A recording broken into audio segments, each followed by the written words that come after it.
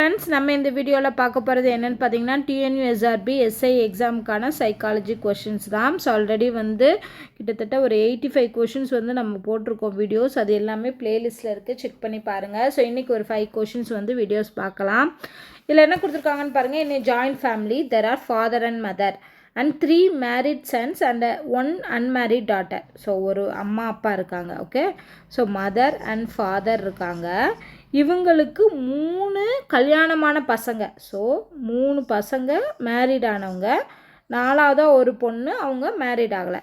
So அப்போ Sun 1, Sun 2, Sun 3, ஓகேவா, plus daughter இருக்காங்க. சன் 1க்கு மேரிட் ஆயிடுச்சு, ஸோ ஒய்ஃப் 1 இருப்பாங்க. அடுத்து சன் 2க்கு ஒய்ஃப் 2, சன் 3க்கு ஒய்ஃப் 3, ஓகேவா. ஸோ மேரிடுங்கிறதுனால நம்ம ஒய்ஃபை ஜாயின் பண்ணிக்கிறோம். டாட்டர் அன்மேரிட், அதனால் அவங்கள விட்டுறலாம். Of the son 2 have 2 daughters each. அதாவது இந்த சன்னில் 2 பேருக்கு 2 டாட்டர்ஸ் இருக்காங்க. ஸோ 2 பேருக்கு 2 டாட்டர்ஸ், நான் அதனால் S1ஐயும் S2ஐயும் எடுத்துக்கிறேன். அவங்களுக்கு டாட்டர் 1 டாட்டர் 2 2 பேர்த்துக்குமே இருக்குது. And 1 has son, 1 has a son. அப்போ இவனுக்கு 3ஆவதாக இருக்கிறவனுக்கு ஒரே ஒரு சன் மட்டும், ஒரே ஒரு சன், ஓகேவா. இவ்வளோதான். இது கொடுத்துருக்க கண்டிஷன் படி நம்ம எழுதியாச்சு. How many female members are there in the family, எத்தனை பெண்கள் இருப்பாங்க அப்படின்னு கேட்டிருக்காங்க, ஓகேவா.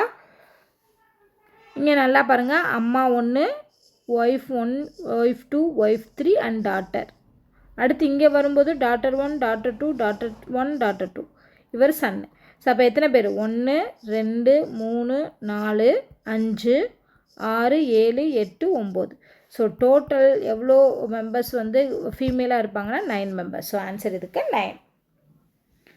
செகண்ட் கொஷின் பார்க்கலாம். If X is the brother of son of Y son, ஓகேவா. ஸோ ஒய்யோட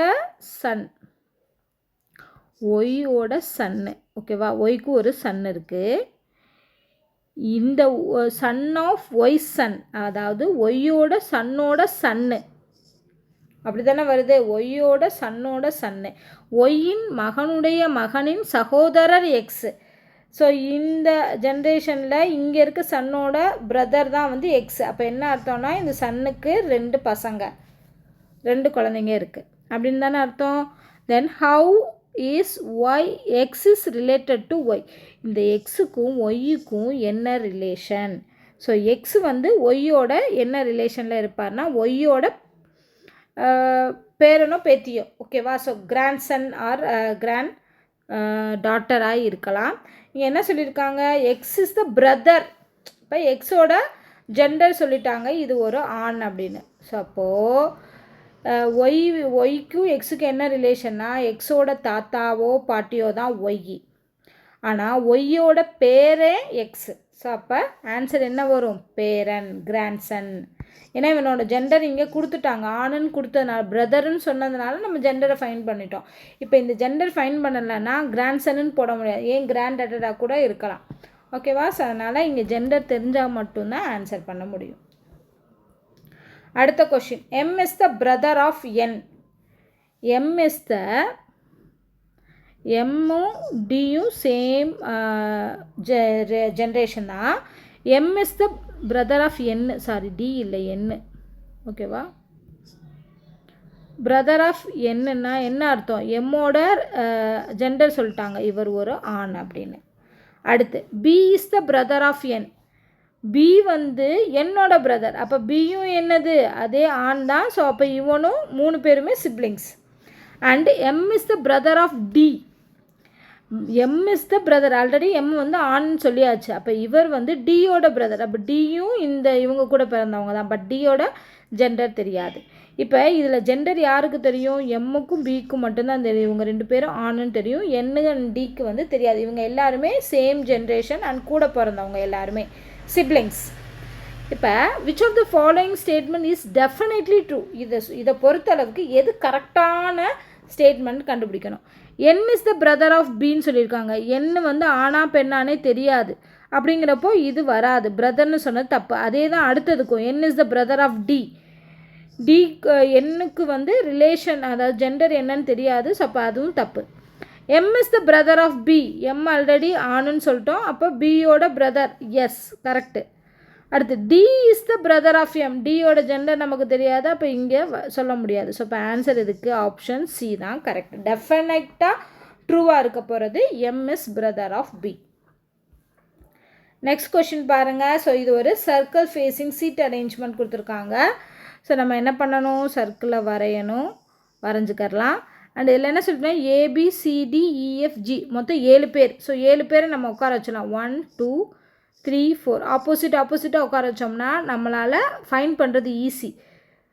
5 6 7 7க்கு மட்டும் ஆப்போசிட் போட முடியாது, ஏன்னா 7 பேர் தான் உட்காந்துருக்காங்க. And facing the centre. So அப்போ ஆரோ மார்க் எப்படி வரும், இப்படி போடணும். அந்த அது வந்து கொடுத்துருக்காங்களா நம்ம செக் பண்ணணும் கொஷினில். ஃபேஸிங் த சென்டரா இல்லை ஃபேஸிங் அவுட் சைடா அப்படிங்கிறத நம்ம செக் பண்ணணும். ஸோ இங்கே கொடுத்துட்டாங்க, அதனால் பிரச்சனை இல்லை.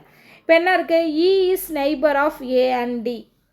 ஏக்கும் டிக்கும் நெய்பர்னால் என்ன அர்த்தம், ஏக்கும் டிக்கும் நடுவில் E இருக்குன்னு அர்த்தம். அப்போனா தான் ஈயோட நெய்பராக ஏவும் இருப்பாங்க டியும் இருப்பாங்க. அதை தூக்கி நம்ம போட முடியாது. எங்கேயுமே எங்கேயாவது ஒரு இடத்துல போட்டாலுமே ஏ இந்த சைடு வருமா அந்த சைடு வருமா லெஃப்டா ரைட்டான்னு சொல்ல முடியாது. ஸோ அப்போ இந்த கண்டிஷன் போட முடியாது. G is not between F and C. ஓகேவா. ஸோ எஃப்க்கும் சிக்கும் இடையில வந்து G இருக்காது. அப்போ கண்டிப்பாக யாரோ ஒருத்தர் இருக்காங்க. ஓகேவா. அதை அடுத்த 5th கண்டிஷனில் கொடுத்துருக்காங்க பாருங்கள். One person sitting between F and C. So எஃப்க்கும் சிக்கும் இடையில ஒரு பர்சன் இருப்பாங்க, அது வந்து ஜியாக இருக்காது. ஓகே, இதையுமே நம்ம ஃபிக்ஸ் பண்ண முடியாது எங்கன்னு. இந்த இமீடியட் ரைட்டு இது கொடுத்துருக்காங்க, இதை போடலாம். F is to the immediate right of A. இப்போ நான் எஃப்ஐ இங்கே போட்டேன்னா எஃப்போட இமீடியட் ரைட்டு, எஃப்க்கு ரைட் எது, இதுதான் ரைட்டு, இதுதான் இமீடியட் ரைட்டு. அப்போ இங்கே தான் ஏ வரும். ஸோ எஃப் இங்கே இருந்துச்சுன்னா இங்கே ஏ வரும். இப்போ இந்த ஏ அண்டு டியை வச்சு ஒரு கண்டிஷன் கொடுத்துருக்காங்க பாருங்கள். இப்போ இந்த கண்டிஷன் ஃபில் பண்ணியாச்சு. அடுத்து இந்த கண்டிஷனுக்கு வரோம். ஏ அண்ட் டியோட நெய்பராக இ இருக்குது. ஏ ஆல்ரெடி இங்கே இருக்குது.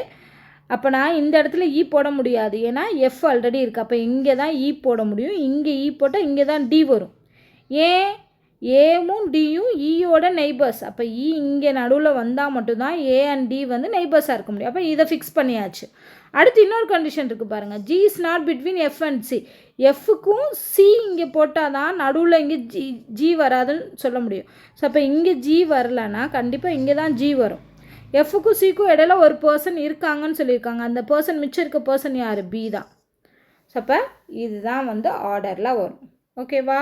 ஸோ இப்போ இதை வச்சு நம்ம கொஷின்ஸ்க்கு ஆன்சர் பண்ணலாம். Which of the following does not have the pair of persons sitting adjacent to each other? அதாவது இவங்க கொடுத்துருக்க இந்த பேரில் பக்கத்தில் இருக்கக்கூடாது. அப்படி இல்லாத பேர் எதுன்னு பார்க்குறோம். பிஎன்ஏ பார்த்தீங்கன்னா பக்கத்தில் இல்லை. ஸோ அப்போ அது வரும். சிஎன்பி பாருங்கள் பக்கத்தில் இருக்குது, அப்போ வராது. டிஎன்இ பார்த்தீங்கன்னா இதுவும் பக்கத்தில் இருக்குது, அப்போ இதுவும் வராது. ஜிஎன்டி பார்த்தீங்கன்னா அதுவும் பக்கத்தில் இருக்குது. அப்போ ஆப்ஷன் இருக்குது பிஏ தான் வரும். ஏன்னா பி இங்கே இருக்குது, ஏ இங்கே இருக்குது. அடுத்த question. Which of the following pairs has the second person sitting immediately to the right of the first person? இவங்க சொன்னதுபடி ஏவோட ரைட்டில் இமீடியட் ரைட்டில் பி இருக்கணும். ஏ இங்கே இருக்குது, ஏவோட ரைட்லையா இருக்குது பி இல்லை, அப்போ இது வராது. சிஎன்பி பாருங்கள், எஸ் சி இருக்குது, பி இருக்குது, அண்ட் சியோட இமீடியட் ரைட்டில் பி இருக்குது. ஸோ ஆப்ஷன் இதுதான் கரெக்டு. இஎன்ஏ செக் பண்ணுங்கள், இயோட லெஃப்டில் ஏ இருக்குது, அப்போ இது வராது. டிஜி பாருங்கள், டி இங்கே இருக்குது, டியோட இமீடியட் ரைட்டில் இருக்கே டி அண்ட் ஜி. ஸோ டிஎன்ஜியும் வரும். Of the following person as the second person sitting immediately to the right of first personோட immediate ரைட்டாக இருக்கணும். ஸோ சிஎன்பியும் அதே மாதிரி இமீடியட் ரைட்டில் இருக்குது, டிஎன்ஜியும் இமீடியட் ரைட்டில் இருக்குது. ஸோ இந்த ஆப்ஷனும் வரும். ஓகேவா. அடுத்து who are the neighbors of B? பியோட நெய்பர்ஸ் யார், எஃப்பும் சியும் தான் பியோட நெய்பர்ஸ். ஸோ ஆன்சர் இதுக்கு F and C. Which of the following pairs are sitting adjacent to each other from left to right in the order as shown? இவங்க கொடுத்துருக்க இந்த ஆர்டரில் லெஃப்ட்லேருந்து ரைட்டுக்கு போகணும். பிஜிசி இது வந்து லெஃப்ட் டு ரைட் இருக்கான்னு பாருங்கள். பிஜிசி அதாவது அட்ஜசன்ட்டில் பக்கத்தில் இருக்கணும். ஆனால் இது வந்து பிக்கு அடுத்து ஜி வரணும், ஜிக்கு அடுத்து சி வரணும், அப்படி வரலை. அடுத்து எஃபிசி பார்த்திங்கன்னா எஃப் இங்கே இருக்குது, பி இங்கே இருக்குது, சி இங்கே இருக்குது. ரிவர்ஸில் போகுது. நமக்கு எஃப் இங்கே இருக்கணும், அடுத்து பி இருக்கணும், அடுத்து சி இருக்கணும். ஏன்னா லெஃப்ட்லேருந்து ரைட்டுக்கு போகணுன்னு சொல்லியிருக்காங்க. அப்போ இதுவும் வராது. சிடிஇ பார்த்தோன்னா சி இங்கே இருக்குது, டி இங்கே இருக்குது, வராது. ஸோ பக்கத்தில் இல்லை. இடிஜி இ இருக்குது, இயோட ரைட்டில் டி இருக்குது, டியோட ரைட்டில் ஜி இருக்குது. அப்போ அதுதான் லெஃப்ட் டு ரைட் இருக்குது. So option D. ஓகேவா? ஸோ இந்த மாதிரி தான் கொஷின்ஸ் வந்து கேட்பாங்க. ஸோ நம்ம ஃபஸ்ட்டு அந்த சீட்டிங் அரேஞ்ச்மெண்ட் கரெக்டாக பண்ணால் மட்டும்தான் அடுத்த ஸ்டெப்ஸ் எல்லாம் கரெக்டாக வரும். அடுத்த கொஷின் பாருங்கள். Study the following information carefully and answer the given question. அதாவது ஏபிசிடிஇ அப்படின்னு சொல்லி ஒரு 5 பேர் இருக்காங்க. அவங்க வந்து இந்த என்னது ட்ராமாட்டிக்ஸ், கம்ப்யூட்டர் சயின்ஸு, அப்புறம் ஃபிசிக்ஸு, மேக்ஸு, ஹிஸ்ட்ரி இதில் எல்லாம் வந்து எப்படி வந்து ஸ்கோர் பண்ணியிருக்காங்க, எதை படிச்சிருக்காங்க அப்படின்னு கொடுத்துருக்காங்க. ஸோ இந்த மாதிரி கொடுக்கும்போது ரோ ஆன் காலம் தான் நம்ம போடணும். ஸோ ரோ ஆன் காலத்தில் ஃபஸ்ட்டு வந்து ஏபிசிடிஇ ஏன்னா 5 பேர். அடுத்து இங்கே பார்த்திங்கன்னா ட்ராமாட்டிக்ஸ், அடுத்து வந்து computer science, physics, maths, history. இப்போ இதை வச்சு நம்ம டேபிள் ஃபார்ம் பண்ணிடலாமா? இந்த டேபிள் போட்டால் மட்டும்தான் இந்த மாதிரி கொஷின்ஸ்க்கு ஆன்சர் பண்ண முடியும். இந்த டேபிள் நம்ம போட்டுட்டோம்னா இதுலேருந்து அவங்க எத்தனை கேள்வி கேட்டாலும் நம்மளால் ஆன்சர் பண்ண முடியும். ஸோ இப்போ இதை ஃபஸ்ட்டு கண்டிஷன் பாருங்கள். B and E are good in dramatics, computer science. B வந்து ட்ராமாட்டிக்ஸ்லேயும் கம்ப்யூட்டர் சயின்ஸ்லேயும், அதே மாதிரி இயும் ட்ராமாட்டிக்ஸ், கம்ப்யூட்டர் சயின்ஸ். அடுத்து A and B are good in computer science, physics. A and B வந்து கம்ப்யூட்டர் சயின்ஸ்லேயும் ஃபிசிக்ஸ்லேயும், கம்ப்யூட்டர் சயின்ஸ்லேயும் ஃபிசிக்ஸ்லேயும். ஏடிசி வந்து ஃபிசிக்ஸ், மேக்ஸ், ஹிஸ்ட்ரி. ஏ வந்து ஃபிசிக்ஸு, மேக்ஸு, ஹிஸ்ட்ரி. அடுத்து டிக்கும் ஃபிசிக்ஸு, மேக்ஸு, ஹிஸ்ட்ரி. சிக்கும் பார்த்திங்கன்னா ஃபிசிக்ஸு, மேக்ஸு, ஹிஸ்ட்ரி. அடுத்து C and A are good in physics and maths. C and A இது ரெண்டும் physics and maths. Already physics, maths சிக்கு குறிச்சாச்சு, ஏக்கும் ஃபிசிக்ஸ், மேக்ஸ் குறிச்சாச்சு. ஃபைனலாக பாருங்கள். D and are good in history and dramatics. D and E வந்து ட்ராமாட்டிக்ஸ்லையும் ஹிஸ்ட்ரிலையும். ஓகேவா? ஸோ அவ்வளோதான். மற்றதெல்லாம் நம்ம இன்ட்டு பண்ணிடலாமா? இதெல்லாம் அவங்க கிடையாதுன்னு நம்ம இன்ட்டு பண்ணிடலாம். அப்போ தான் நமக்கு கரெக்டாக இருக்கும். ஓகே, ஸோ இதை ஃபில் பண்ணியாச்சு. இப்போ கொஷினுக்கு போகலாம். இல்லை உள்ள கொஷினை அப்படியே ஆன்சர் பண்ண வேண்டாம். Who is good in physics, history, dramatics? ஃபிசிக்ஸ்லையும் ஹிஸ்ட்ரிலையும் ட்ராமாட்டிக்ஸ்லையும் குட்டாக இருக்கிறவங்க. ஏ வராது, பி வராது, ஏன்னா ஹிஸ்ட்ரியில் வரல. சி பார்த்திங்கன்னா ட்ராமாட்டிக்ஸில் வரல. டி பார்த்தோம்னா ட்ராமாட்டிக்ஸ் இருக்குது, ஹிஸ்ட்ரி இருக்குது, ஃபிசிக்ஸ் இருக்குது. அப்போது ஆன்சர் இதுக்கு டி. இ பார்த்தோம்னா ஃபிசிக்ஸில் வரலை. ஸோ அப்போ வந்து இ வராது. ஸோ ஆன்சர் இதுக்கு டி கரெக்டு. அடுத்து who is good in physics, history, mathematics but not in computer science? Computer science வரக்கூடாது. ஃபிசிக்ஸ், ஹிஸ்ட்ரி, மேக்ஸ் இருக்கணும். ஃபிசிக்ஸ், ஹிஸ்ட்ரி, மேக்ஸு, ஆனால் கம்ப்யூட்டர் சயின்ஸ் வரக்கூடாது. ஸோ லாஸ்ட்டு 3ம் கரெக்டாக இருக்கணும். இந்த சிஎஸ் வந்து தப்பாக இருக்கணும். அப்படின்னு பார்த்தோம்னா 2 பேர் வருவாங்க. இவங்களும் வருவாங்க, இவங்களும் வருவாங்க. ஸோ சியும் வரும், டியும் வரும். ஏன்னா அவங்க 2 பேருமே பார்த்திங்கன்னா ஃபிசிக்ஸ், மேக்ஸ், ஹிஸ்ட்ரியில் குட்டாக இருக்காங்க, ஆனால் கம்ப்யூட்டர் சயின்ஸில் இல்லை. அடுத்து who is good in computer science, history and dramatics? Computer science, history and dramatics. So computer science இருக்கணும், ஹிஸ்ட்ரி இருக்கணும், ட்ராமாட்டிக்ஸ் இருக்கணும். ஸோ இது 3ல் பார்த்தோம்னா 1, 2 இது வராது, சியும் வராது. டி பார்த்தோம்னா டி கம்ப்யூட்டர் சயின்ஸ் வரல. ஸோ அப்போ இ வருது பார்த்திங்களா? Dramatics, computer science, history. So அப்போ ஆன்சர் இதுக்கு இ. அடுத்து 4th question. Who is good in history, physics, computer science and maths? இது 4லேயுமே, அதாவது ட்ராமாட்டிக்ஸ் மட்டும் இல்லை, மற்ற 4மே வருது. ட்ராமாட்டிக்ஸ் மட்டும் இல்லை, மற்ற 4மே வருது. ஆப்ஷன் ஏ தான். அடுத்து who is good in physics, dramatics, computers? Physics, dramatic, computers. இந்த ஃபஸ்ட்டு 3 வந்து டிக்காக இருக்கிறது பார்த்தோன்னா யாருக்கு? பிக்கு. ஸோ ஆன்சர் இது பி. ஸோ இந்த மாதிரி தான் கேட்பாங்க. ஸோ இதோடு வந்து இந்த வீடியோவை கம்ப்ளீட் பண்ணிக்கலாம். ஸோ இந்த மாதிரி சைக்காலஜி கொஷின்ஸ் நிறைய நம்ம சேனலில் டிஸ்கஸ் பண்ணுறோம், ஆல்ரெடி பண்ணியிருக்கோம். ஸோ அது எல்லாமே தொடர்ந்து பாருங்கள். இந்த வீடியோ உங்களுக்கு பிடிச்சிருந்தா லைக் பண்ணுங்கள், ஷேர் பண்ணுங்கள், மறக்காமல் நம்ம சேனலை சப்ஸ்கிரைப் பண்ணுங்கள். நன்றி.